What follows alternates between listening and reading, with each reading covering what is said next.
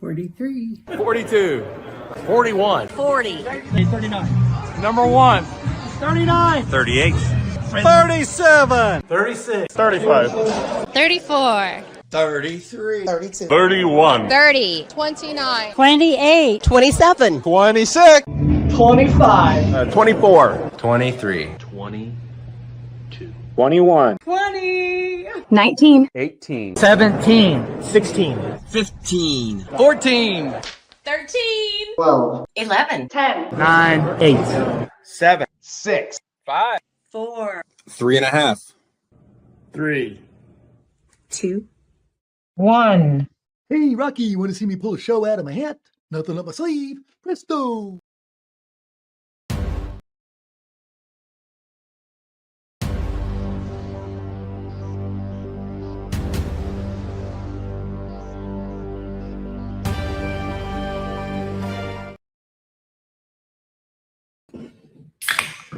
Oh, hey, how's it going? Welcome to the Mouthwash Talk Show, a minty fresh take on life. I'm running around a little bit here. Got the studio set up in lovely Florida. Let's see if I can get the camera straightened around here. Woo-wee! And then I had to get something to drink before the show got started. But anyway, hey, welcome to the Mouthwash Talk Show, a minty fresh take on life. And sometimes we do politics. Wow, we got a humdinger tonight for you. Got a humdinger. Hopefully you tuned into the Woody Show and you were able to I'm gonna have the comments on. So if you got any questions or whatever, you were able to listen to a show. We'll talk about what we're going to be talking about on this show tonight. So we have great guests. We have two Davids in tonight. We have David Shelton running for Secretary of State on the Republican side. Can have quite the battle at the convention because that's how the nominee for the Republican is selected through the delegates at the state convention, which is going to be in Fort Wayne this year. He has run in the past, and as I say, the most based qualified candidate. So I thought, why not have him on tonight to set up our discussion about campaign finance shenanigans, and how and why are people being able to get away with these things? No one holds them accountable, and he's going to basically tell us why that we don't have proper laws and proper things. But I'm going to go ahead. I got a little video here. I'm going to start it out. On the other side of this video, we'll bring on David, and we're going to find out what you can do if somebody has a faulty campaign finance report. And then, of course, our other David Waters, he has done extensive research in this. He has tried to hold their feet to the fire and has been ignored. So we're going to dig into that. And then, of course, we're going to cover the Abdul failure of his defamation cases. And then, of course, who could forget? David Waters is running for House of Representatives in District 60. So if you want a guy that's going to go in there and shake it up and maybe make some people follow the rules, David's your guy. Both Davids are your guys. So they're both based in the fact that they know what they're doing. They're both qualified. And they're pretty smart guys. So let me get to this. Let me start this out.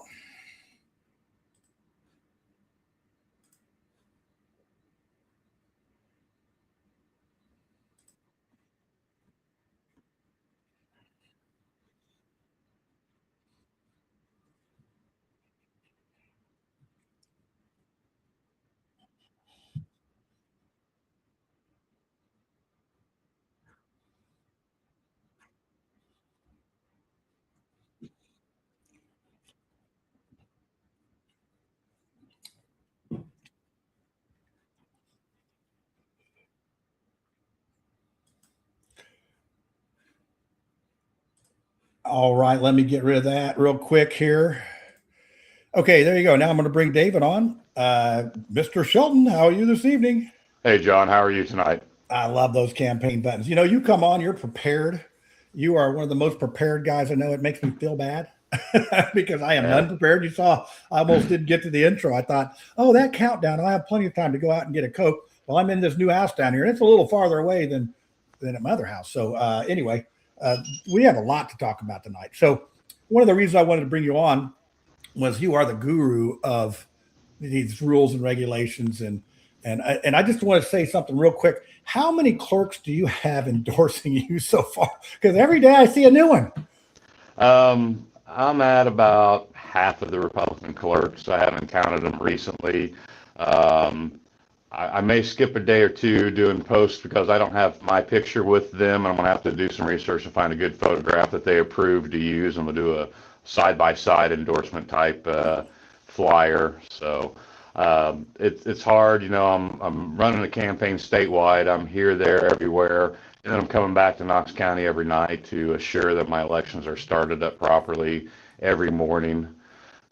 This week's going to be one of the rougher weeks campaign-wise because I have 4 events back to back to back to back in Northeast Indiana, and I can't justify 9 hours round-trip travel between them. So I'm actually not going to be in my office Thursday, Friday, and to be honest with you, I'm having a problem with that. I made a 4-year commitment to the people of Knox County to run their elections, and I feel like I'm shirking my responsibilities just a little bit by missing these 2 days of early voting. But I have a very competent staff. I'm a phone call away, and you know, so far it's been smooth sailing with the early voting, and I've been very happy with the early voting turnout in person. So yeah, I tell you, everything's going good. This primary probably will be double what we usually have because I know people that don't vote in the primary. They're gonna vote this time. So it's I hope they do. It's going to be interesting. So you know, we're going to be talking about some of this, and your sound's a little bit sketchy, a little bit crunchy there. So hopefully it's not a.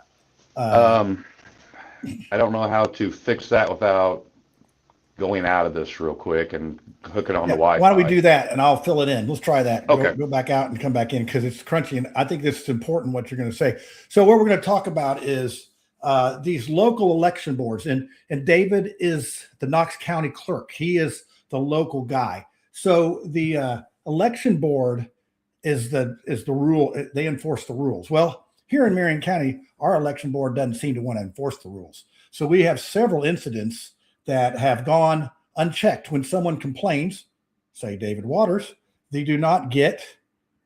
They just dismiss it. And so what do we do to be able to get these people held accountable? So, and it's, I mean, people's eyes glaze over. They do not want to. Let's see if we can get him back in. How's that? Can you hear me now? Oh yeah, it's like a Verizon commercial now. I think it's good. All right. Can you hear me now? Yeah. Okay. So I sort of brought everybody up to speed while we have you on, and so you know, we're here in Marion County. We have some issues with the election board looking at these cases. They just sort of, oh, well, we're not going to look at it. We're not going to look at it. But there's some there. There is some evidence there of these problems. And you know, David Waters has done extensive research on what these problems are. He's got proof. It's in writing. It's right there. So what is the deal? Why can't we go to the present Secretary of State and say, hey, man, these people down here are messing up. Fix them. Well, with our election process in Indiana, there's no such thing as the election police. Big fan of local rule.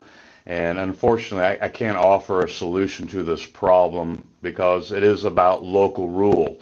You know, if we implemented some kind of election police, you know, that may sound great now, but what about if the other party takes control? Will it be used for political retribution? What I can offer is not an original idea from me. It's been used in the past, but as your Secretary of State, you know, I'm going to surround myself with the best people possible that aren't related to me by blood or marriage. I will have good attorneys on staff. I will make these attorneys available to county prosecutors around the state because our election laws are complicated. They are convoluted, and frankly, they're not sexy enough for a prosecutor to go after normally. Right. Well, and none of it is really. I mean, people, it's hard enough to get folks to vote, let alone pay attention to what they're voting for. And so, well, this is one of the little rumors that got put out there today. So Amy Speedy, she wants to know if Ireland's running. I can say, no, he's not running. I believe that was like some kind of survey that went out early last year when they were just beating the bushes looking for candidates. Andrew's a great guy. He is, but I think this is old data that's just being re-released. Yeah, you know, people love to just throw stuff out there and see what sticks, and you can see how quickly that's made the circuits. But I talked to the horse's mouth, and the horse said nope. He's happy where he is, and he's going to do his thing. So, I mean, basically, the legislature could make some rules or they could put something in place to hold these folks accountable. And that's what I think. I know David is very frustrated. He's done all this work to dig up this stuff.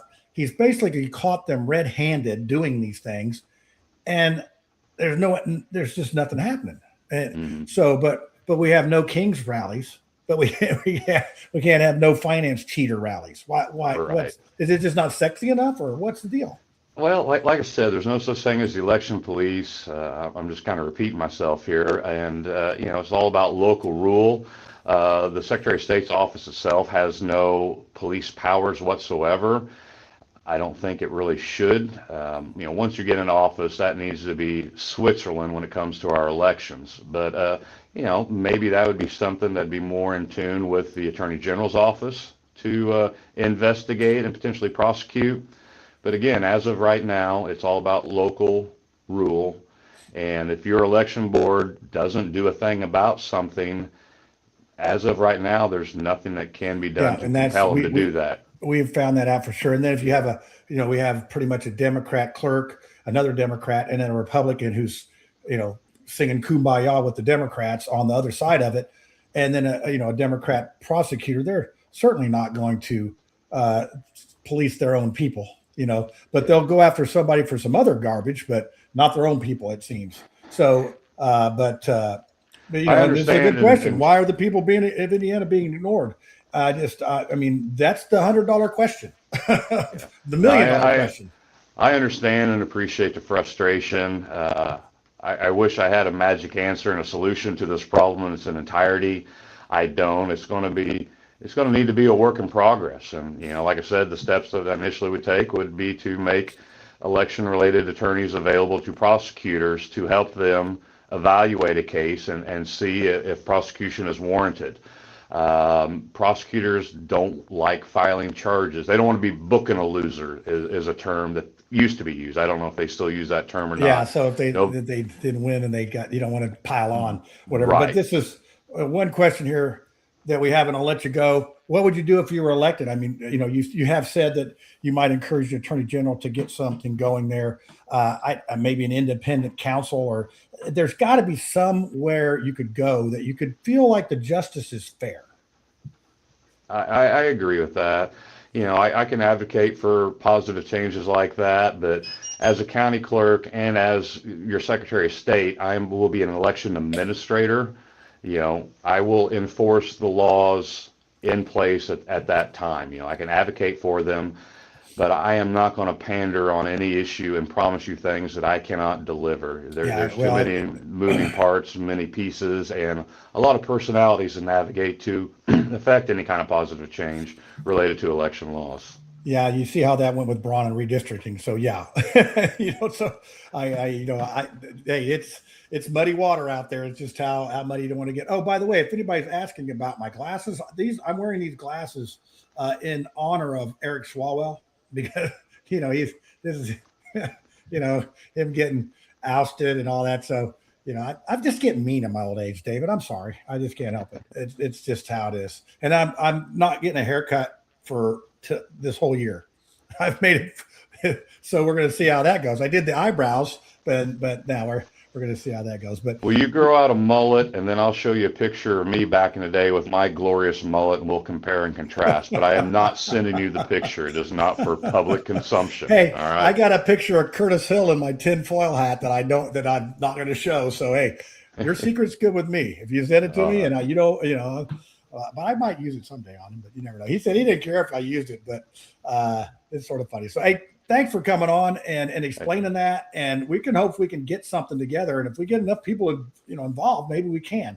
But right. I know if I filled out my campaign finance thing wrong, they'd be knocking on my door and raiding me in the middle of the night, going through my underwear drawer like they did Melania. I'm sure of it. So, all right, David, thank you for coming on. And thank you. Say hi to the rest of the gang for me, if you would. I will. All right.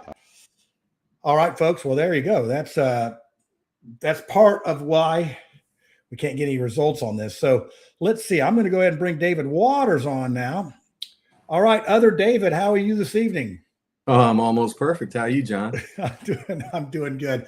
And I know you get frustrated with this system, and I know you as a person who loves systems that work, and when they don't work, that's when you start the blood boils, and it's basically an injustice that happens, and it just keeps going on. But let's get to the first things first. You're running for the House District 60, which is basically some Morgan County, some Johnson County. Is it any other parts of any other counties? Yeah, there's a little wedge of Monroe County. It's the kind of the northeast corner. It's kind of a pie-shaped wedge. I think New Unionville is kind of the point of that piece of pie of Monroe County. Yeah, I like pie. I wonder if it's cherry or apple. I didn't cut down the cherry tree. So, what made you run? And I think I know the answer to this, but what made you get involved? Because your opponent has basically been unopposed for a long. Was she even opposed last time?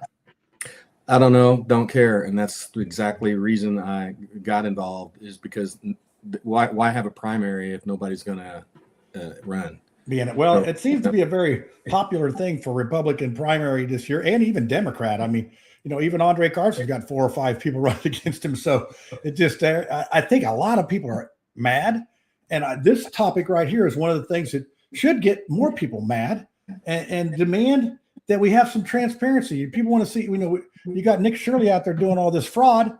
In my opinion, you're doing what he's doing. Maybe we need to start doing videos and like he does and go out and look for the Laring Center. So, but really, what really it was is I took some of this campaign finance stuff to the current incumbent for House District 60, and I did not appreciate the answer and the attitude that I got. And then it was 2 days later that I filed to run. Because the response that I got from the individual was totally unacceptable. And that's sort of what you get. And we just had David on, and there's just no continuity to how the system should work. There should be an appeals process. There should be another person you can go to, and even another person you can go to be able to find a fair resolve to this, not just like, oh, go away, you're bothering me, kid. And that's what they've done to you. Well, our laws are supposed to be for all of us. You're not supposed to have to go to law school to learn how to read law. This is something that, I'm sorry about that. That's the bat phone. Yeah. So it's something that we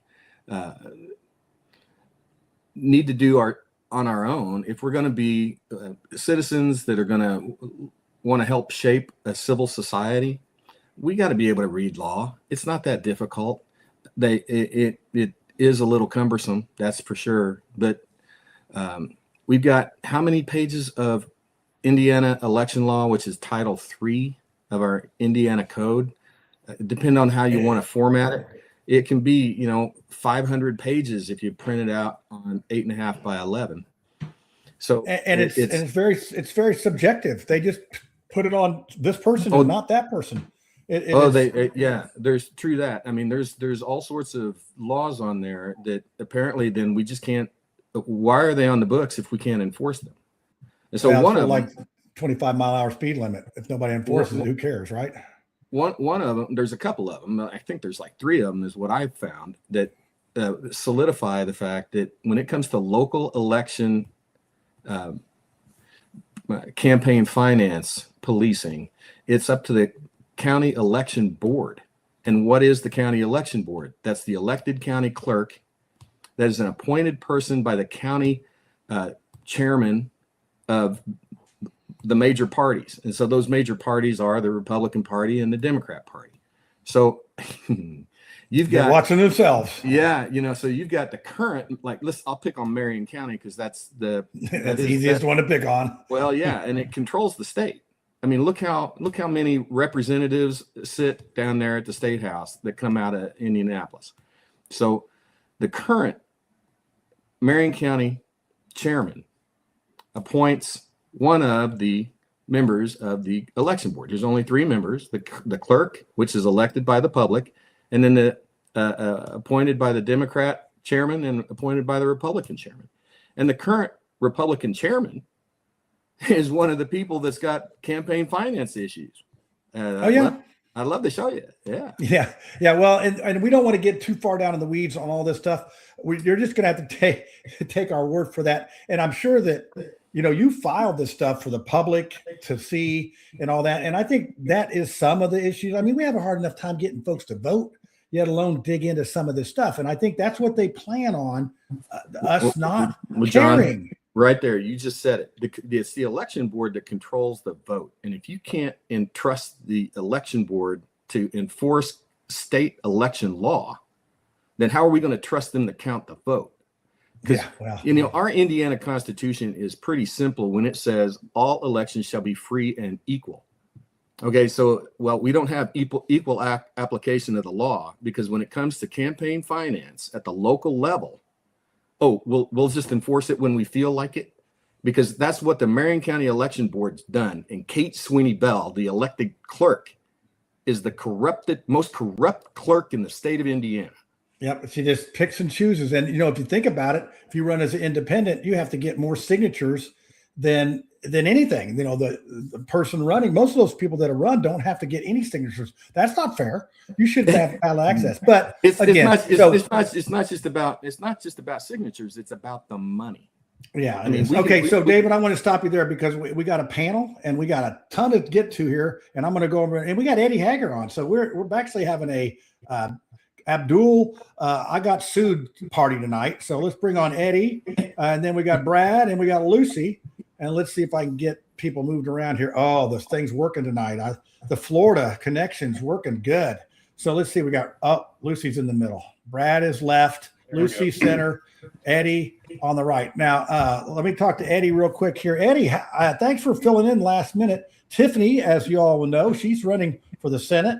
And, we're getting close to that primary, and she's got some fierce competitors. So she's often has to go kiss babies and shake hands and all that stuff. So, Eddie, tell our viewers a little bit about yourself, and tell us a little bit about your experience with Abdul. So my experience started with Abdul back quite a few years ago when I ran into him at a GOP convention, and he wanted to butter up to me. I don't know why. He just was asking me a bunch of questions. Really didn't know who he was until I had to ask around who he was.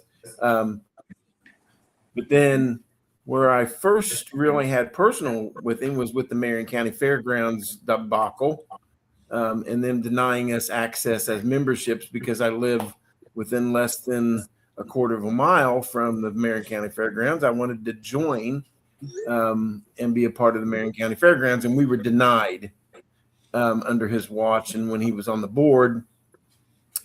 And then from there, he kept appearing at the GOP functions, and then was just kind of around a lot. Never really knew what his stances were, what his political was, other than just he was around a lot. And then he ran for mayor. And my first encounter with him as running as a campaign was at the Warren Township GOP introduction to campaign people for the mayor. And he showed up a little inebriated at best. So I asked that he not drink while he was there because he came already influenced. He had some pretty good pregame. Is that what you're saying? Yeah. So that kind of started off, a little negative front with him. And then fast forward a couple of years, he's running for campaign for mayor. And then all of a sudden I get hit with this. I get notice actually that I've been sued by other people on Facebook. And because I liked something on Facebook that somebody else had posted. And so he felt like that I perpetuated that out into the public. So basically you like something on Facebook and then get sued for defamation. So Yes. tell us, now yours has already been sort of settled, so for the most part. So Yes. take us from there. Take us from there. So I got a notice that he had got a default judgment for $4.7 million against me. Oh wow. And the judge that gave him that actually left the bench the same week that he gave him that default judgment. And so when I responded, only because people were insisting on he's going to be held responsible, but the whole process and the whole filing of this, Abdul Hakim Shabazz had spelled my name incorrectly, and it was Hagar and not Hager. And so I felt like I didn't have to respond because I'm not Eddie Hagar, I'm Eddie Hager.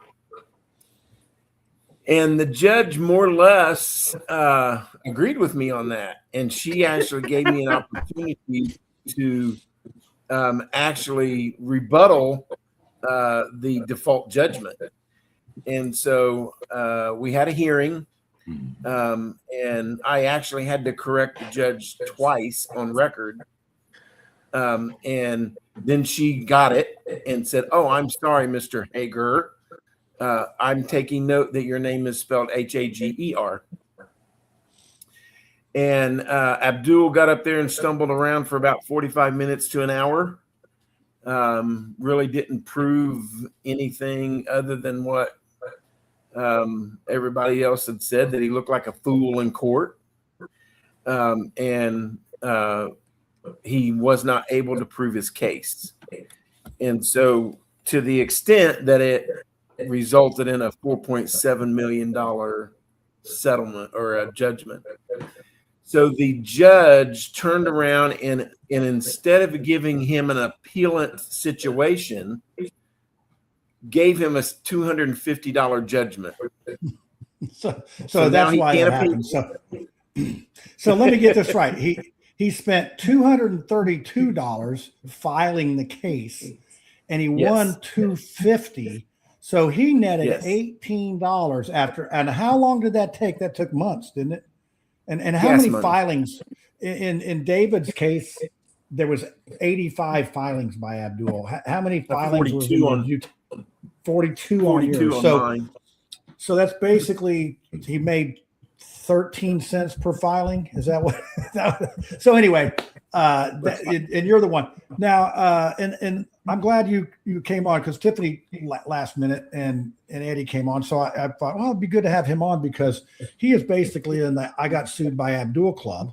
In my case, my court's coming up on the 27th of April. I have the same judge that David has. And then David's case came in just better than you could expect because not only, correct me if I'm wrong here, David, not only did Abdul lose the case against you, but he got the anti-slap on, which is basically a frivolous lawsuit deal, and you have to pay the attorney's fees of the other person. And then he also found that, hey, Abdul didn't prove that there wasn't $40,000 missing from his campaign. So your stuff was actually true. And he did not prove in court that it wasn't true. I guess his excuse was, well, the election board didn't take it up, so that means I'm innocent. Am I close? Well, I don't really have to prove anything. I can just show you. I mean, here is his campaign finance filings. There's a pre-election period that ran from July 1st or January 1st through April 7, 2023. And he closes cash on hand. That's line 18 of the CFA 4 summary sheet. And it was filed on April 15, 2023 with Kate Sweeney Bell's clerk stamp on it. And he closes with $77,622.84 on April 7. So you guys are familiar with bank statements. At the end of the month, the bank says you got $10 in your account. How much you supposed to have in your account on the first day of the next month? How The much? same. It's like the ending balance and the beginning balance. They're supposed to be the same, right? $10, I'll baby. play. $2. I'm gonna put $2. Well, yeah, you know, if you're gonna have Caleb Hill as your treasurer, you will. But you've got on April 8th. Is that your cat? Yeah, he's an idiot. He just likes to He's get a in the way. Republican. I think he might be. That's really I hadn't. What's the considered real that yet. Democrat? Sorry, David. When go was the last time you changed that litter box? That's what I. Oh, like litter box. hours What do you ago? mean? He just goes in the toilet. Oh, Yeah, he's properly trained. Yeah, Well, probably. yeah. He's a good Republican. well, He that's knows where what I'm that's where these campaign finance documents need to go in the toilet. But here we go. Wait, were Yeah. those redacted too? I'm sorry, like your No, they're documents, public record. Were they They're redacted? public record. No. This is these are Okay. he filed his first attempt on April 14, and then he amended it on April 15, and it hasn't been amended since. And then the next period report is the pre-election period, and it covers the reporting period of April 8 through October 20. So he closed on April 7 with $77,622.84, and he opens on April 8 with $33,156.84. That's over $44,500. That's more than the average Hoosier, according to the 2020 census data.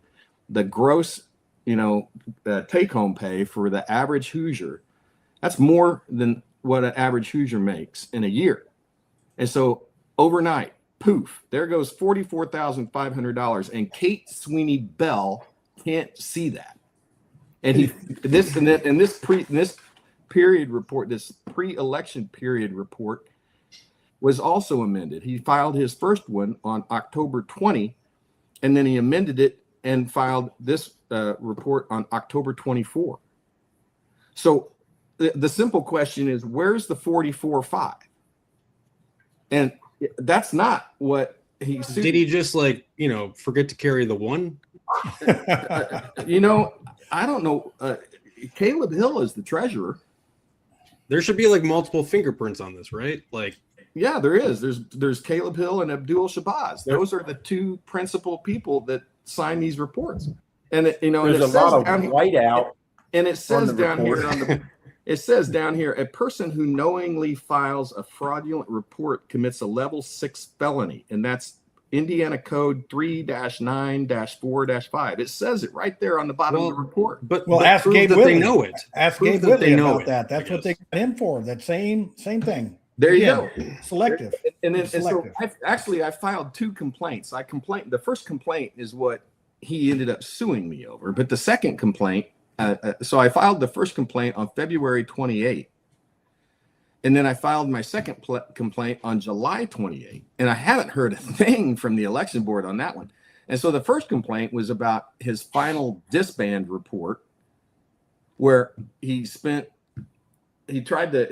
claimed that the year is defined by Indiana law as running from January 1st through December 31st. It's very clear in Indiana law, but in his original disband report, he stretched it out and wants to say that the year lasts from January 1st through January 16, 2024. Look at it. You got to Common Core math. You got it. And then these campaign finance reports are on indy.gov. You got to search for it. Just type in the when you go to indy.gov in the face page, there'll be a search box. Just type in the word campaign, and it'll be the second line down, search campaign finance. And then you just follow the prompts, and you'll find them. They're right there, unless Kate Sweeney Bell removes them. I don't trust her. Yeah, well, they are, like I Dude, said. man, I can't trust her to read a document. Why should I trust her to count the vote? Count the vote. Well, I agree. And so let's take that. So then he sues you, and then we go to the case. And I actually have some stuff here. I'm going to put this up. This is and Brad and Lucy, thanks for rolling along here. Right now, everybody's getting educated. So this was the order on April 2nd that the judge put up there, and it says judgment here is hereby entered against plaintiff Hakeem Abdul Shabazz and in favor of defendant David Waters. All of plaintiff Shabazz previously filed motions are hereby denied, and all of plaintiff Shabazz claims are hereby dismissed with prejudice. That means, boom, you lose. And like I said, the public figure thing, these things they do, and then he goes in there and he can't prove that what you said isn't true. That's even more stuff on it. I didn't say anything. He said it. Right. All I did was read it. And Kate Sweeney Bell can't read it. What's her problem? So now we go to this part. And that's what I asked David Shelton. What do we have to do to get these people held accountable? Hey, nobody's going to vote them out of office because the Democrats are. Whoa. Time out. It was state law. It's state law that gave the authority to the county election board. And the final law was written in 2019. And so when you go to the election division with Brad King, and Brad King will say, "Oh, I can't do anything about it," because Brad King works for the Secretary of State. The election division is one of the, agencies or whatever that they commissions or, man, it's hard to hold any one of these people accountable, and it's deliberate. And they want the rule over us. They write these laws, and these laws are on the books to enforce when it's convenient for them to enforce them, and then they ignore them when it's convenient for them to ignore. Well, David, do you think it's because, like, if one of them fall, then they're all going to start falling? Oh, hell yeah. Absolutely. It has to be.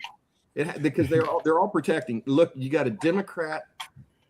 You got and we could talk about Natalie Goodwin. Oh, I want to talk about her. Okay, let's do. I want to put up. So this is a kid I grew up with back in the hood, back in the day.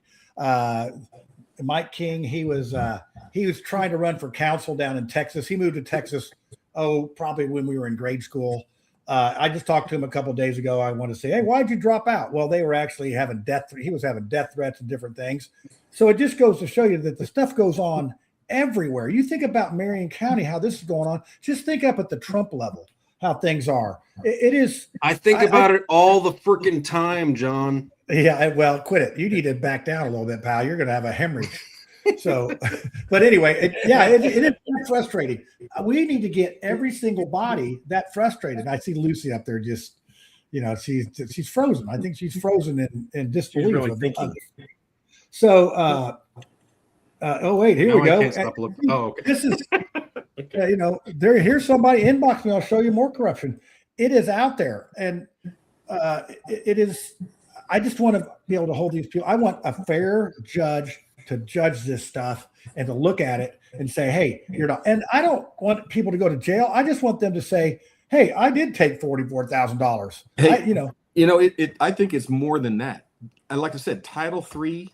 Look how thick Title III is. Look at all those laws. Look how convoluted they are, and they don't mean a thing. Yeah. Because if they don't, if you got a county clerk, you got a rogue county clerk like Kate Sweeney Bell, who is lawless. Well, David, what do you think about David Shelton then? Because I'm a fan of his. Unfortunately for him, probably, but the Secretary of State doesn't write the laws. It's the state legislature. It's the General Assembly. Yep. No, but so Diego, though, I mean, I feel like if they're in charge of the elections and kind of helping kind of oversee everything, I think it all needs the change begins somewhere, and I don't know. It begins and ends with our state legislature. They write the laws, and what they've done, they've ceded a lot of our sovereignty over to the federal government. If you look through that Title III, you will see that most of voter registration is dependent on federal law. And we're using federal law to guide our voter registration lists, even for our local elections, when there's not even a federal candidate on the books. The feds can only regulate federal elections. They can't regulate state unless the state allows them to. And Indiana did.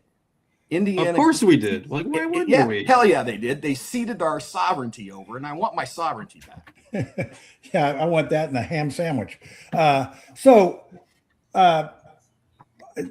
talked about the election board. We have voter registration. One of the people that, in my opinion, did some hanky-panky on the campaign reports. She was treasurer for 2 different city county council people, did fundraisers, did all sorts of stuff. When it came time to do the campaign report, you're supposed to itemize anything over $100.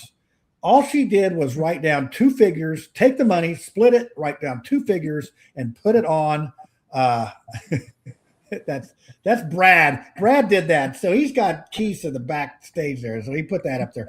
But she wrote down the same 2 figures, no itemization, sent it in. And I know people that wrote checks for over $100. They should be on that report. So why? And then this person is appointed to the election board. So that gives you a really good idea of the foxes that are guarding this hen house. It's all one little group. Like Brad said, if one goes down, they all go down. And the only way we're going to get anything resolved is to get a new clerk that's going to go in there and clean house. And that's the same reason I believe you're running for office. You want to go in and make sure these rules are enforced fairly and evenly across the board. And I don't know what we have to do to get people in Indiana to get pissed off enough to vote these people out. I'm going into that. If I were to be elected, I'll be walking in there with my eyes wide open, because I know the rules of the House are written such that if the Speaker of the House doesn't want a bill to go through, because the Speaker, the Rule 23 and the Rules of Order, and they're the similar rules in the Senate. So what the rules of the House and the rules of the Senate, what they've really done has written in a de facto veto, because they've given all the power to the Speaker of the House and the President pro tem to pick all the chairmen. And if those chairmen don't serve satisfactorily, they're out. And of course, they all want to go down there and build relationships. Yeah, well, ask Mike Young about it. Ask Mike Young about how that worked for him. Right. And then there's a lot of people that are, so if you're paying attention to that Senate race, they're trying to, I'm just going to tell you the inside baseball on this. So you see these people that Trump support or whatever, they need 6 new senators to be able to oust Rod Bray. That's the bottom line. They get those 6 new senators. They got enough votes. Rod Bray is my senator. Yeah, that's what they're going to try to do. That's why they're. Is that why Scott Pressler's on his way here? No, that's sort of a with his long flowing hair and little Epstein binder. Yeah, that's part of it, but but there's a separate group that's gotten these people to run. That's their motivation to get rid of Rod Bray, because they need 26 votes. They need to have 26 votes. They got 19 last time, and that's where Mike Young was the leader of the coup to get him out, and he didn't win. So as David said, you get de-appointed from, he got thrown out of the caucus. He's sort of, so if I were elected, the first opportunity that I would take to have the first opportunity, I would challenge those rules of order. And that would, if I read it correctly, as long as I get a second on the floor of the House, then that forces a vote, and that vote has to be recorded. They can't do and hide behind a voice vote like they love to do.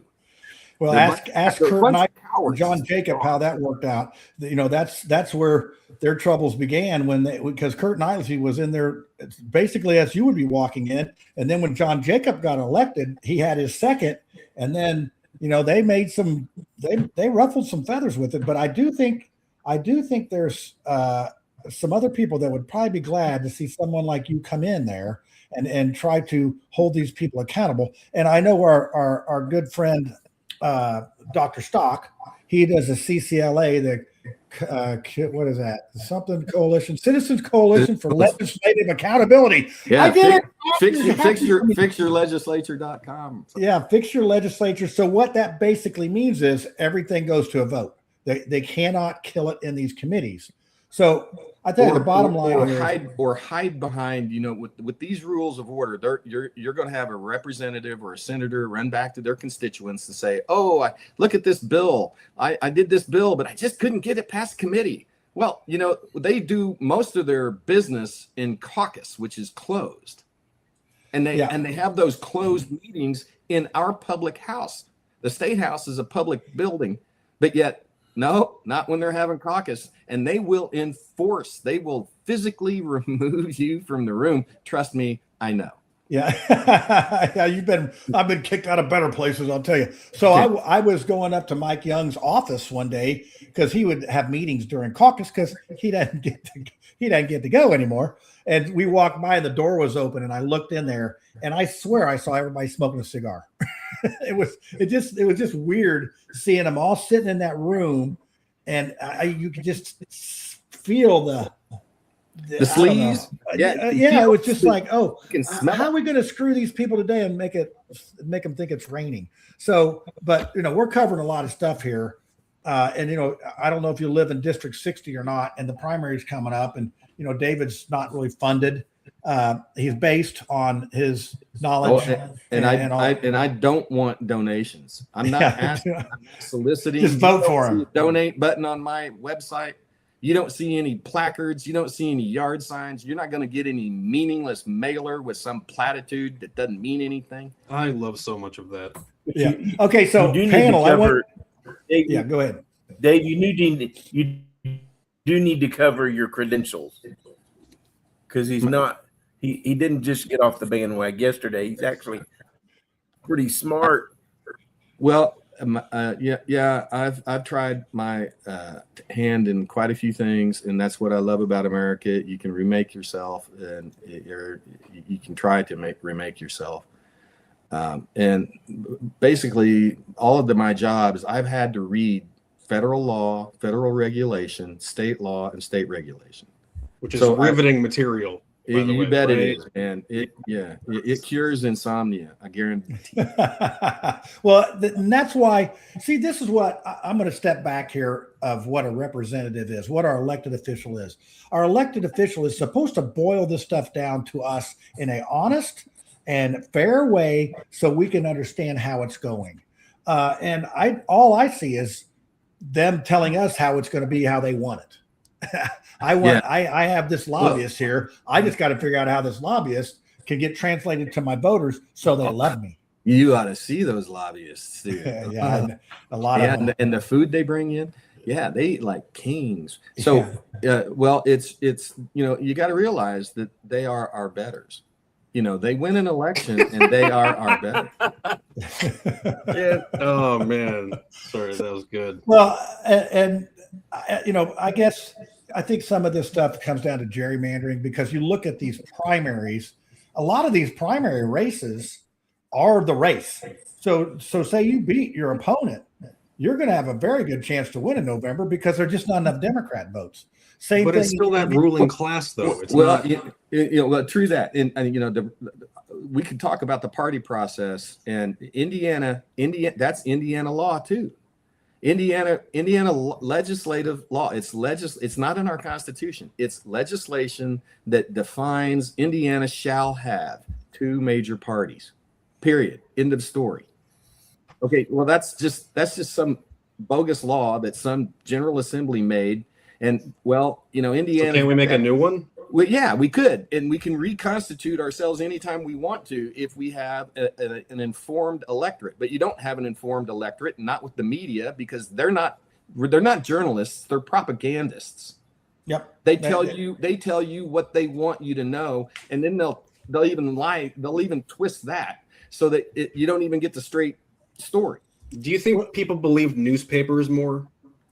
Like say in the 80s, say in the 1980s. I'll tell you. And there were maybe the 1880s. I mean, like if it was just newspapers, and it wasn't, I believe Indy Reporter. Indy Reporter. Well, and I think that is podcasts like this, Indy Reporter.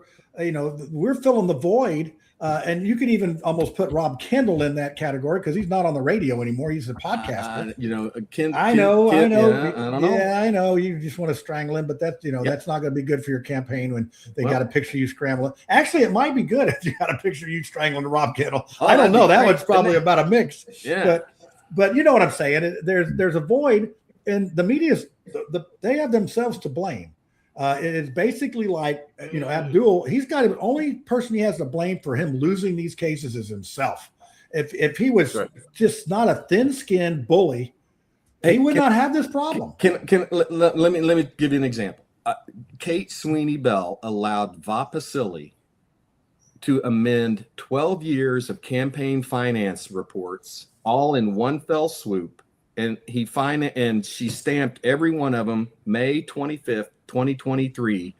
And in those 12 years of campaign finance reports, he remembered that he personally loaned his campaign entity out of his own pocket over $175,000. And then he forgot to report that. And so he amended all of those reports to claim that he not only donated, contributed to his campaign entity, but it was a loan.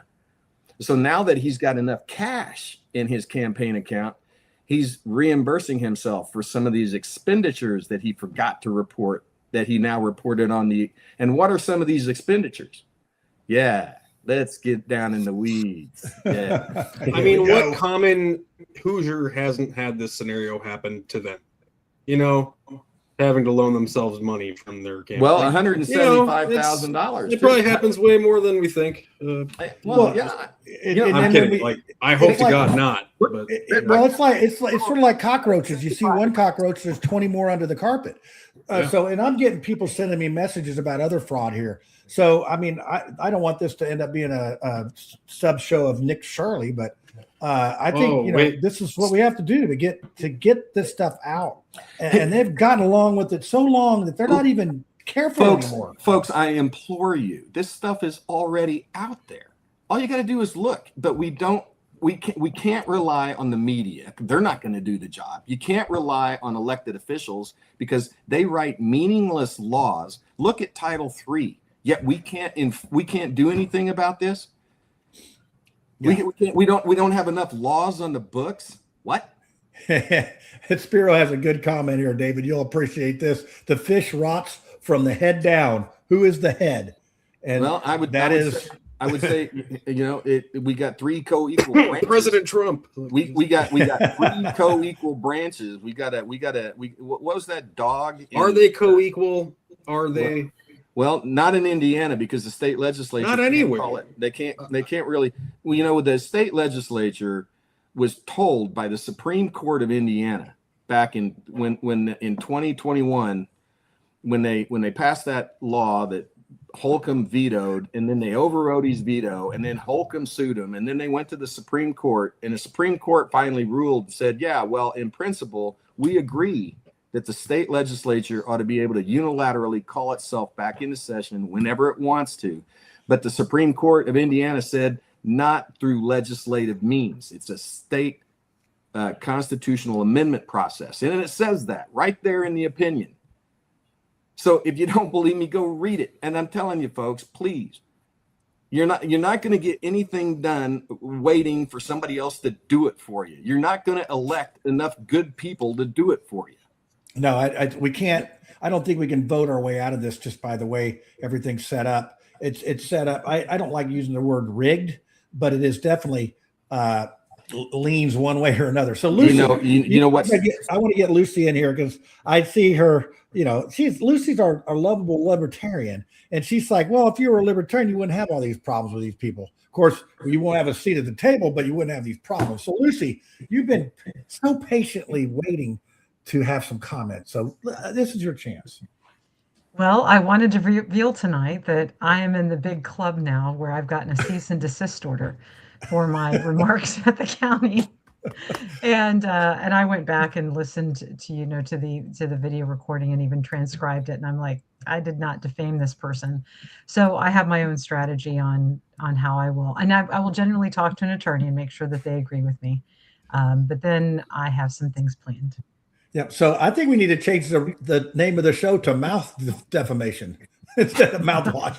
I was gonna say, like, I love it. Like when you did that intro for everybody, I'm like, yeah, nobody has sued me, but I think it's because I'm a Democrat and I'm poor.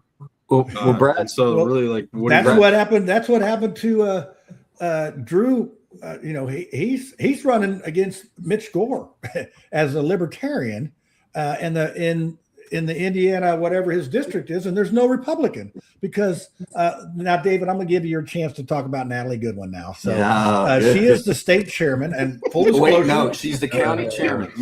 County chairman. Sorry, oh Lord help us. Horrible. Horrible. Full disclosure, I ran against her. They lifted heaven and earth to not let me be the chairman because I would be appointing these people that would be doing this. Transparency. I mean, they fought tooth and nail, like to keep me out of there. But now we get her, and she does absolutely nothing. So, she does plenty behind the scenes. She brought a level of professionalism like you won't believe. So, when in 2023 she ran for city county council and lost to Nick Roberts by a lot. Yeah, and so when it came time to disband her city, yeah, exactly. So I think he's 12, maybe 13. I don't know. Maybe they were voting for his brother. Like maybe they thought they were voting for his brother's Republican and he's Democrat.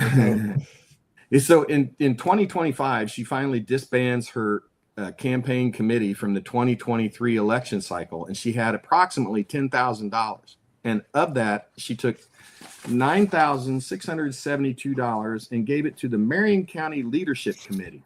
And Kate Sweeney Bell thinks that is a legal entity, and it's not because it is a IRS code 527.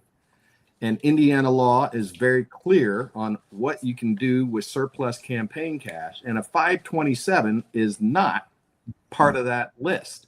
So a 527, what is that? Well, it's a political organization, and they have to file a report. And here it is.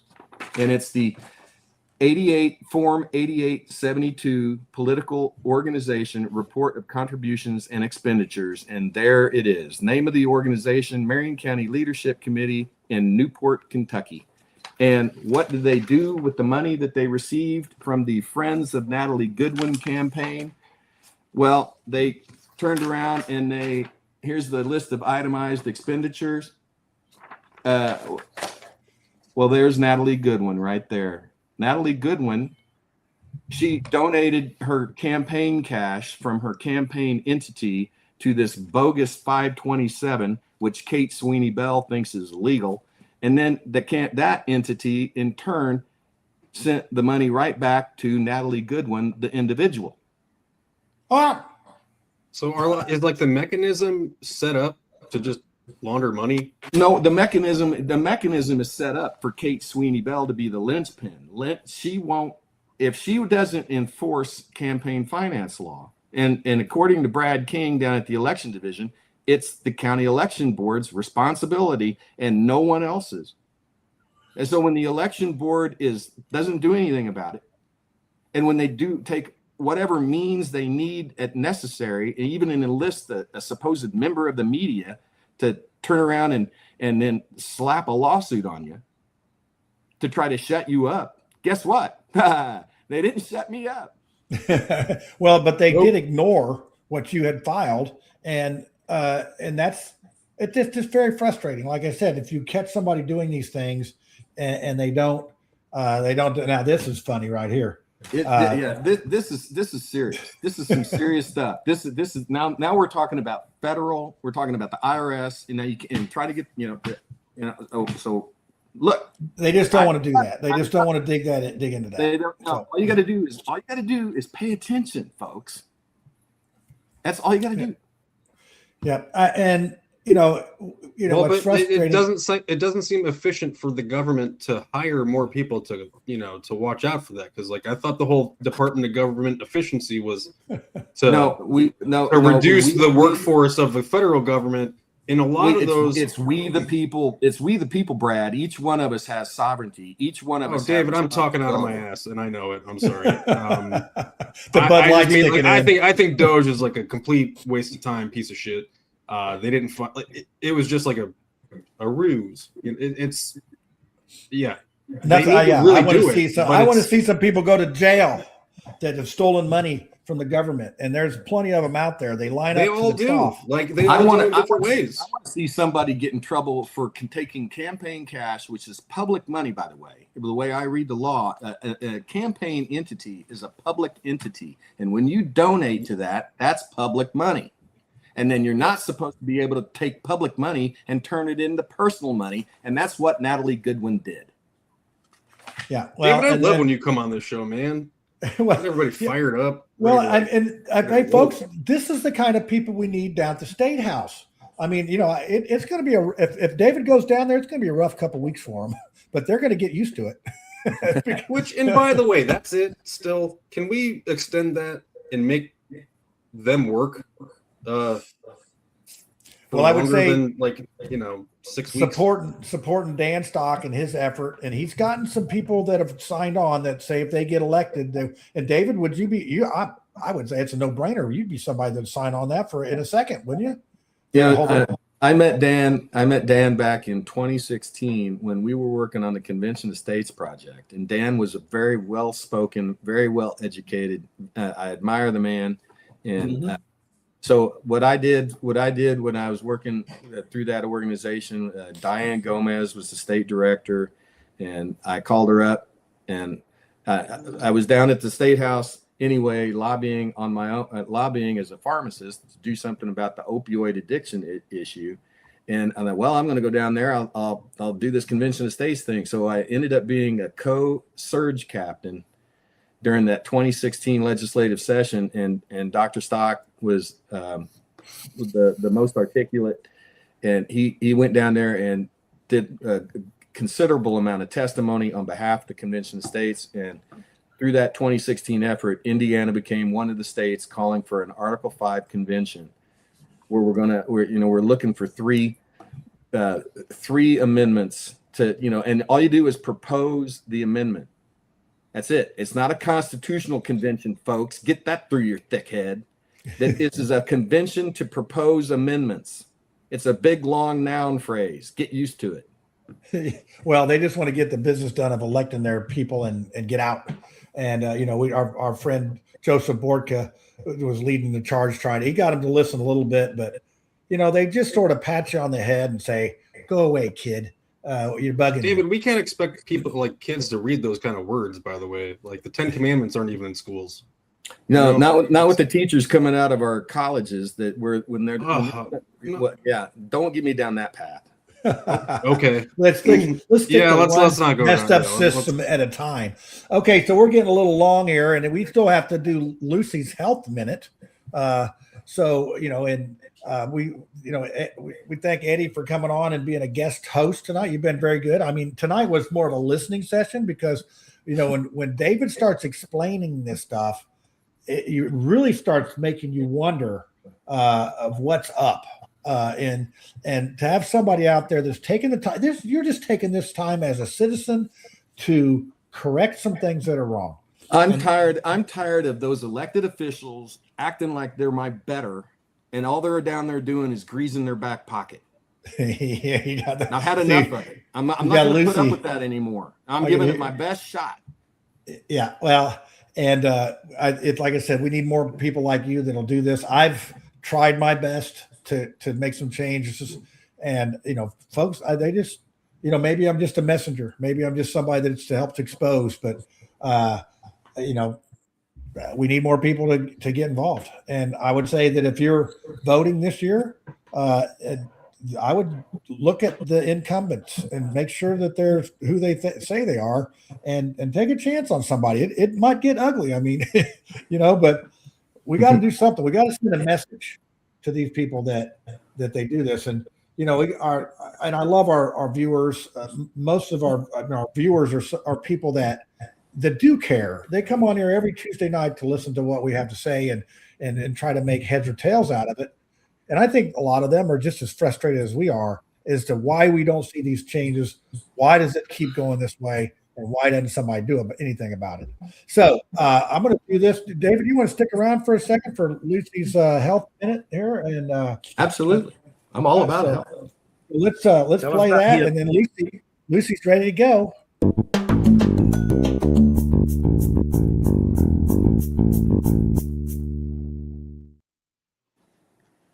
Well, welcome to the Health Minute, where I don't remember what I talked about this week. So I'm going to talk about something.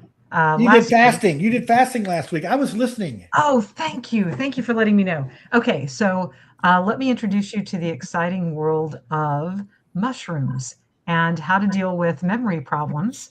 That was kind of like the little intro there. For those of you who are local, well, pretty much everybody's probably local. There is an amazing Air Force veteran out in Ellettsville, which is kind of like a suburb of Bloomington. And his website is AmericanMushroomAndSpice.com. This guy is a genius. So he makes these amazing mushroom bags. You can, buy them directly from him on his website, or you can go to Bloomington Farm Stop if you're in Bloomington, which is like an indoor year-round farmer's market. The reason you want to get the lion's mane mushroom is it's gourmet, it's delicious, it tastes like lobster and crab and scallops all mixed together. It tears apart with the same kind of texture of crab meat, so you can like make vegan crab cakes. But what it does for your brain and your nerves is actually incredible. It regrows nerves. Now that is super unusual for anything on the planet to regrow nerves. As an example, if you go into your search bar and you put in NIH rat study lion's mane paralysis, you'll discover that they crushed the back right leg nerve of some rats. How cruel is that, right? You can even see the little ink prints from their paws as they show you that right back leg is dragging. But then after they gave them an aqueous extract, basically they simmered the mushrooms down at a low temperature and concentrated the medicine in it. They gave that to the rats, and their nerves regrew and the paralysis disappeared. So if you know anyone that has problems that deal with their nerves, whether that's Parkinson's, Alzheimer's. How about neuropathy? What is that? Neuropathy? Is that where your legs are? Neuropathy. Okay, so my short-term memory is I'm getting old or whatever. So I was looking for my pen. I found the pen, but I don't have any paper. So you put it in the comments because I'm going to try this. How long does it take to work? So like next week? I noticed a difference in 2 weeks. Okay, well, one of the shows, I'll be sharp as a tack, and you'll know what happened. Hey, now, here's the thing. If you go to a health food store and you can get it, it's great, but it's $20 per ounce. What? Instead, yes, it's crazy. I can get weed for cheaper than that. Oh, yes, that's weird. John. Yeah, I know, until they start taxing and they create another black market. But if you do a dual process tincture yourself, so if you don't have a problem with alcohol, some people do, you can actually do a dual process because some of the active constituents need alcohol as a solvent, others need water as a solvent, and so I'll put some links into some just basic YouTube videos. I'm going to do it. I am going to do it because I don't know if there's that crash I had at the Velodrome, but ever since I had that crash, it's like if I get somebody's name, if I don't see them in a year or whatever, I'll forget it. Hey, Lucy, can I tell you a joke? Please. Okay. What did the girl mushroom say to the guy mushroom? You're a real fun guy. Oh, you heard that. Oh my gosh. I'm a mushroom girl. I haven't found any morels yet, though. I feel like a total failure. Me neither. Yeah, they're past you. Well, no, but like I feel like I'm just looking at the ground. It's still and we got to have we got to have a rain and the right conditions. But actually, it was almost 80 today by me. Like it's. I know, but it was 87. The ground. I know that. Yeah, the ground temperature needs to get a little bit. Well, but they got to have the moisture and the just right things. But this is a time for us. But I know that down where you are, Lucy, it's those you've missed the window probably. But anyway, I think that I have because the morel maps, they start like way down in Alabama in like February. Those people are so lucky, and then it finally makes it up here. Up here, but if you where the do, dogwoods if you do bloom. a full extract, yes, and actually I'm selling red Cherokee Chief dogwoods. I got some nice dogwoods. You got to put this. I'm doing it. I'm going to. Yeah, and seriously, if you buy a grow bag, his name escapes me, AmericanMushroomAndSpice.com, and I've been there, and he showed me the facility, and I was just so excited about it because it's so cool. But you get a mushroom grow bag from him for about $30, and it's how long does that last? Super easy. Well, it takes about 3 weeks, and No, then I mean, how long does the mushroom bag last? Does it?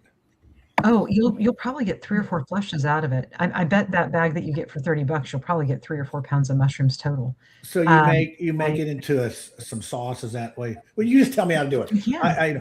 And then post it in the comments. I want some other people to try it too. See how things go. You definitely want to do that. If you don't have a problem with alcohol, you just go buy one of those great big $14 vodka bottles from Sam's Club. I don't know what it's called because I'm not a drinker. 14.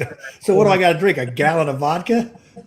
No, you do a couple of squirts in your coffee every day. So what I do, I don't drink the coffee. I'll give the brief explanation. Well, if you're not drinking coffee, then you're probably drinking something that's not slave mind controlled juice like coffee is. Hey. So yeah. Oh gosh. And honestly, hey, let's talk about the price of that going up too. By the way, just what, coffee or Coke? Yes. Everything. Oh, never mind. Like, yeah, same thing. I thought. But anyway, sorry. I'm surrounded by all these people that won't let me finish. So anyway, so you spend about $15 on vodka, and you spend, $30 on a grow bag. In round numbers, you spent $50, and it's going to make approximately a gallon of. So then, how much do you make a day? How much do you do a day then of that? Well, now that I make it a gallon, for $50, I'll do 3 or 4 squirts. So what I do is first you got to grow the mushroom. And then you've got to dice up the mushroom and then fill a jar, like a mason jar, halfway with mushrooms and then halfway with alcohol. And then, obviously put a lid on it, shake it up every day. It takes about 2 weeks to pull the active constituents out using alcohol as a solvent. And then you take it out of your cabinet and just run it through a sieve, cheesecloth, coffee filter, whatever you've got, squeeze out as much as you can. Some old socks. And put that aside. Now you're going to get some pure water, reverse osmosis, distilled, whatever, and you're going to use something that's not aluminum and killing your brain. So, stainless steel pot, something like that. What you're trying to do is just in the simplest terms, and there are more sophisticated ways to do this, but if you end up with, 24 ounces of alcohol when it's all squeezed out, then you're going to want to end up with about 24 ounces of water. So you'll take that same mushroom that was previously in the alcohol and it's all been squeezed out, just throw it in the pan with maybe 32 ounces of water and let it simmer down for 3 or 4 hours. And then you've roughly got 24 ounces of water, 24 ounces of vodka, you put it together. And, you do that a couple of times and you've made a gallon of medicine. So it's literally $2,560 retail value for $50. For $50. Well, and it sounds like you're close to growing this stuff. You know what the Cajuns call this down in Louisiana, don't you? They call it bounce. No. That's bounce. You know what bounce is? So that's what you it's like a Fat Tuesday. When they start of Lent, you take a jar, you put pears and apples and whatever, and then you put the rum and the vodka in there, and you let it sit until Lent's over, and it's called bounce. So there you go. You learn something new every day. Yours is just mushroom bounce instead of pears and apples. So, yeah, there you go. You learn so much on this show. You just learn a lot of stuff on this show. But I want to do this because I want to see if it works. Because I'm tired of forgetting people's names. Right, Sally. So, but the Joe Johnson memory system. Yeah. All that good stuff. But okay, so let's see. I think we're like, I cannot make a show go an hour. I just might as well give it up. But when it's so interesting like it is, we just can't squeeze all this into an hour. So so we did. David Waters came in, and he was Eddie came in. He was a winner, basically a winner against Abdul. He pretty much embarrassed him. My case is coming up on the 27th. So next week we're gonna have Jeremiah TV Ball in, and man, he makes me, David, and Eddie's case looks like child's play. And Abdul is losing in that arena as well. And you don't want to talk about somebody that's tenacious. I mean, David, you're tenacious. Eddie, you're tenacious.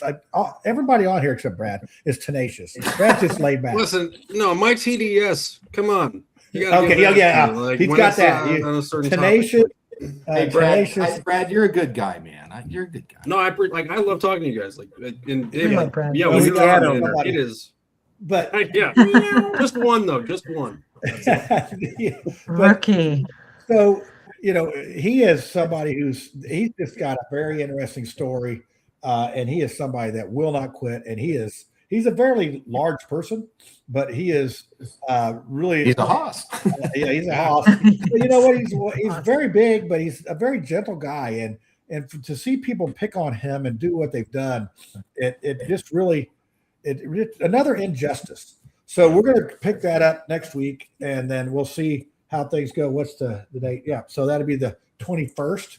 We'll have him on, and we have some other candidates that are running. Oh, and Randy Howard. Y'all remember Randy Howard came on the show, had the really bad technical difficulties and all that. Yeah. So it's still going out there in Henry County. It's still a show that Ringing and Barlin and Merrily would be very proud of. So I'm going to do a sit down interview with him very soon. 15 lawsuits have been filed now. Yeah. And I'm gonna have a sit down with him, and we're gonna have he's gonna have a chance to redeem himself with a good quality thing. So I'm gonna have a one-on-one interview with him and see how that works out. Will he bring his resume and work history? I was going to say, I should make that. Actually, he has put some of that. He has put some of that stuff out there, but I'll tell you what, that one's going to be an interesting one. I'll tell you, the primaries in general are going to be very, very interesting this year. We'll see what happens. And I talk to a lot of people that I don't even vote in them. So I'm saying, well, at least look and think about voting. So, but if you are out there, and I know our viewers are all based on voting, and they're going to vote, and they'll make their decisions on their stuff. But let me see we had pretty good viewers here tonight. Everybody did a great job. So mushrooms and Coke, what happened? Well, this is a fun. 80s all over again. I'll tell you a story about when I used to run cattle down in Morgan County. When I would feed my cows over the wintertime, the manure would build up in the barn, and I would clean it out in the spring and all that. But there were some mushrooms growing in there. Lucy, what kind of mushrooms might have them been? Maybe some amanitas. Are they like psychedelic ones or whatever? Yes, this is how ancient indigenous people found it.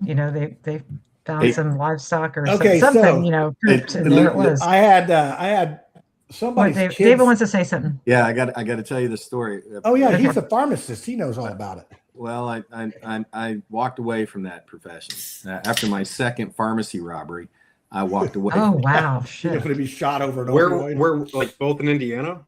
Yeah, they were both in Indiana. Yeah. Welcome to Indiana. And so but when I was at Purdue, that's where I went to pharmacy school. The medicinal chemistry professor, Dr. Roberts, he was also the editor for there's a trade magazine on mushrooms. Oh, cool. Yeah. Lucy wants the address. Yeah, now I'm gonna have to subscribe. One of the, it's either Oregon or Washington, I don't remember which one, but the state capital, they grow this. There's little bitty psychedelic, or there's mushrooms that grow out there that contain a psychedelic compound, and they grow in the wild. And so he would talk about how people crawl around on their hands and knees in the springtime, and they're picking stuff out of the grass, and it's on the Capitol grounds. So and then clucking like a chicken. And they can't do anything about it because it's just a thing. It just grows. It grows like a weed. So. Yeah. Welcome to Oregon. That is so interesting because nature always prevails. For those people who are interested in psilocybin containing mushrooms, there is a tiny bit more freedom for that up in Michigan, the county that Detroit is in, and I think the other place is Holland, but don't quote me on the Holland. You can go up there, and they have dispensaries that are just incredible, and they have all different kinds of mushrooms. Brad's put that in the chat. Yeah, so just go up there. It's $50 or $100. I don't remember the name. You got tulip. Yeah. So to finish my story, I had some kids come down there and look in there, and they say, "Oh, look at these mushrooms." I'm like, "Wait a second, no. You're way too young to know what those mushrooms are." First of all, and second of all, they're like an Alice in Wonderland, man. Like that's what. Yeah, literature, and I was introduced to it at a young age, and like that whole story didn't make sense to me at the time. And then later on, I mean, it still doesn't. But now we go down a rabbit hole every Tuesday night. Yeah, there is a famous gal named Avon O'Brien, and her boyfriend is Judd. Oh gosh, he was actually the vice presidential running mate for McAfee on the Libertarian ticket. Back now, they didn't get the nomination. Gary Johnson and the very deplorable governor from Massachusetts, who I will not name. They ended up, on his head. but he was actually McAfee's running mate. So they just did a what do you call it? I guess a joint venture with Mike Tyson with magic mushrooms. And so what could go wrong there? Yeah, well, he's got a lot of probably like neural damage from boxing, right? Like I would imagine mushrooms are probably really good for that. They can be. I mean, Paul Stamets, who's like probably the most famous mushroom guy in the world, and I'm reading his book, Mycelium Running. His origin story, which he shared on Joe Rogan and other places, is that he was a kid with a very severe stutter. And apparently in like a total tornado lightning storm, he climbed a giant tree and ingested a heroic amount of psilocybin containing mushrooms, and he doesn't stutter now. So well, you never know. So Lucy, I want to do this. I want you to make me up a whatever this thing you are. I will drive down and give you. You say it costs $50. I'll give you $100. Is that enough to do it? Oh yeah, more than. I'll be getting paid for my work is so exciting because these ungrateful children I have, they don't pay me anything. I know. Well, yeah. So I'll be back in Indy because I'm down in Florida. I drove 1,000 miles yesterday just so I could be on the show in Florida. And I'll tell you what, it was a lot of fun. But I will be back the 23rd. So next week's show, I'll be still down here. So, before May, I would like to make this transaction. It'll take, you said it'll 2 take weeks. It'll take a minimum of 2 weeks. There's at some of the farmers markets, they have people that are doing a great job growing and selling mushrooms. So if you're in I don't trust Indiana, nobody but you. You're my only mushroom dealer I'm going to. Okay, well, there are better ones. What? It is a really big scientific deal, as David knows, to grow these things. You've got to have clean rooms and HEPA filters. And the guy that's in Ellettsville with AmericanMushroomandSpice.com, he has this huge trough like you'd feed your cattle with. I mean, this thing's probably 8 or 10 feet long with propane burners underneath. And that's what he's using to sterilize his substrate.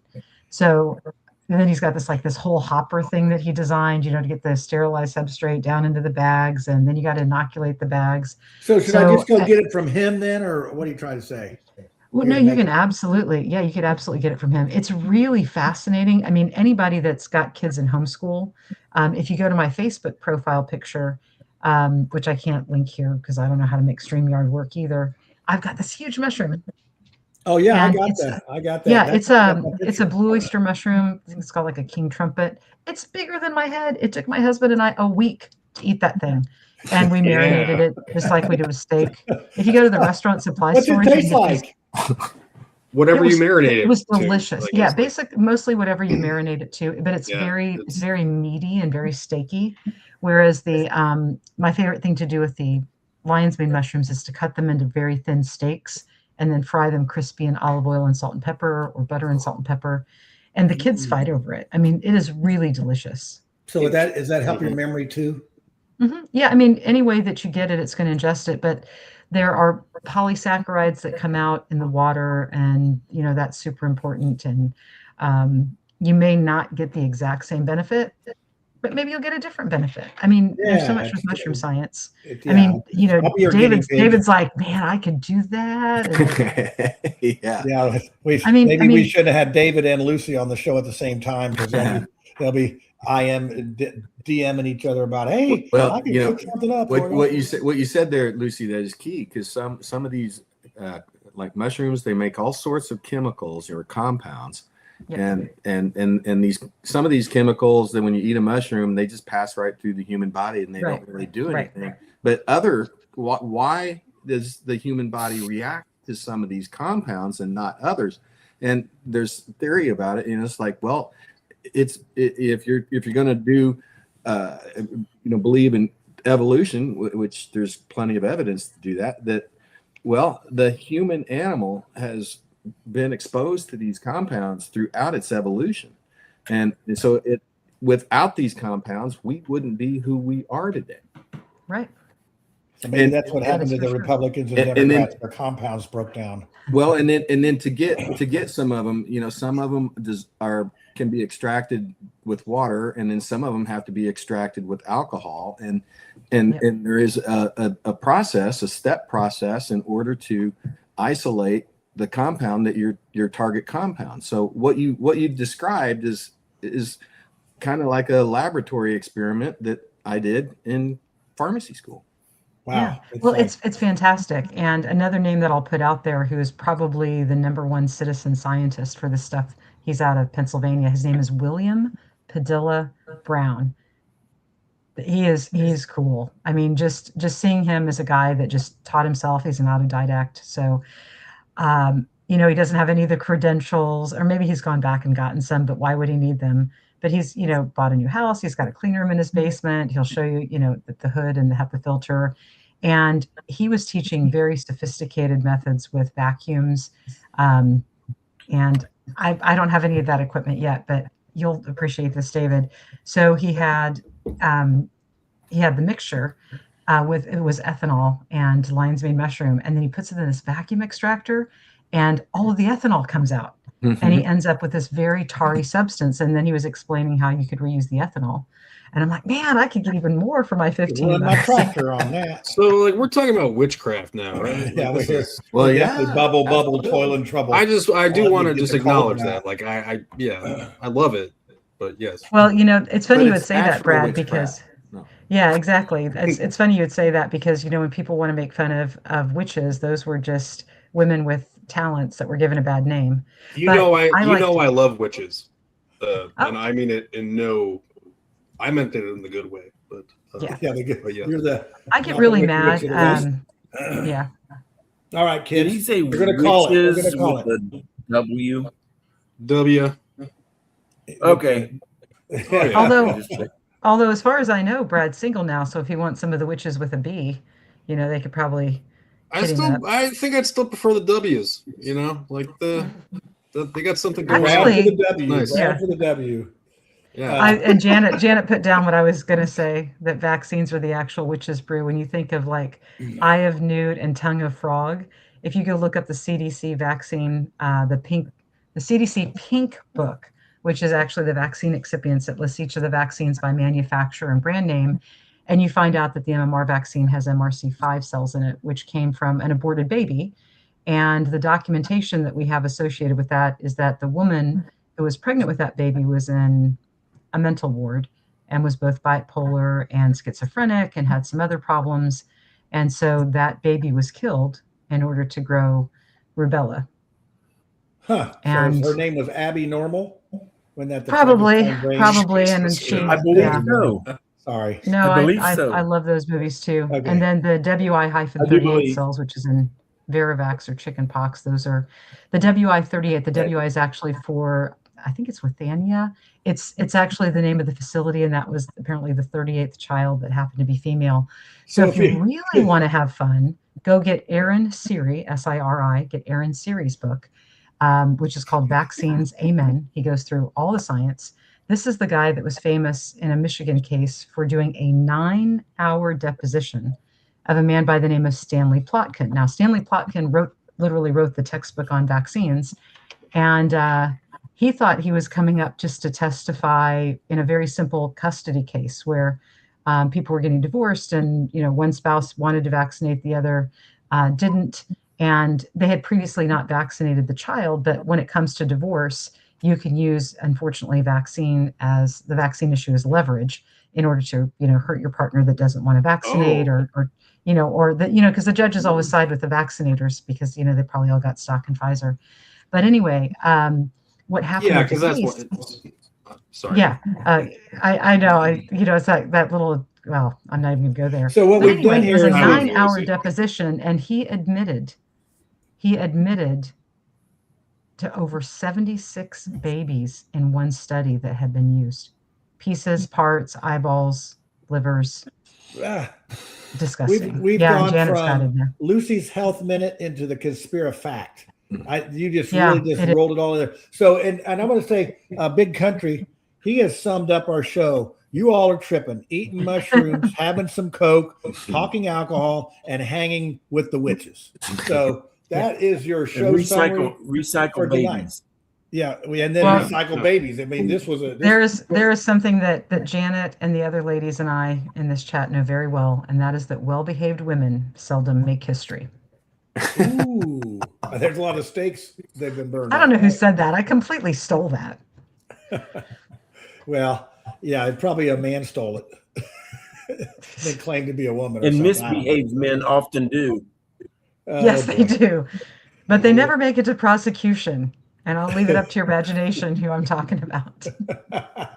Okay, on that note, we are going to end this show. David Waters, you've been a most excellent guest. Can I plug the Rinse? I'm doing a summer concert tour preview this Sunday. One of my friends that I graduated from Ball State with, he's a bass player for Billy Pilgrim and the Earthlings, local band in Indy. So we're going to talk about just band stuff, music, things like that, upcoming concerts this summer. And I have an interview with a taper.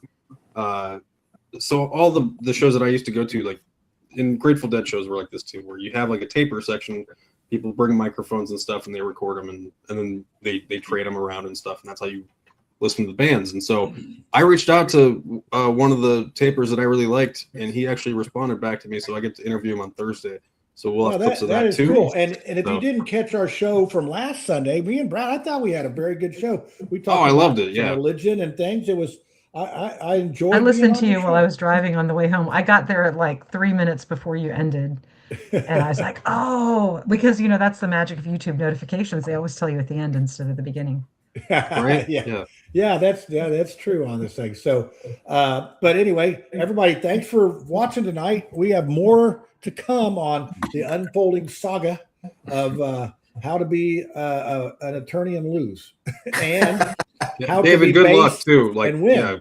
Thank you. I appreciate it. Hey, thanks for the opportunity. You guys do a great job, and more stuff like this needs to happen. We gotta take back our elections and stop these insane mailers and door knockers and well, the franking thing is really unfair too. That's a whole nother show. Anyway, thanks for coming on. Hey, Brad, Lucy, Eddie, thanks for sitting in. It I said, there was a lot of listening tonight, but hey, love seeing your faces. And I did maybe get some memory medicine, so we'll see how that goes. Yeah.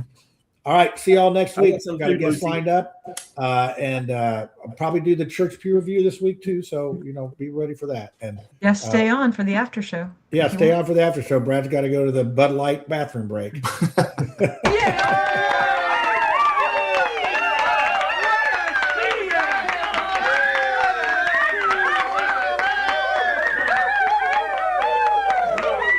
you very much.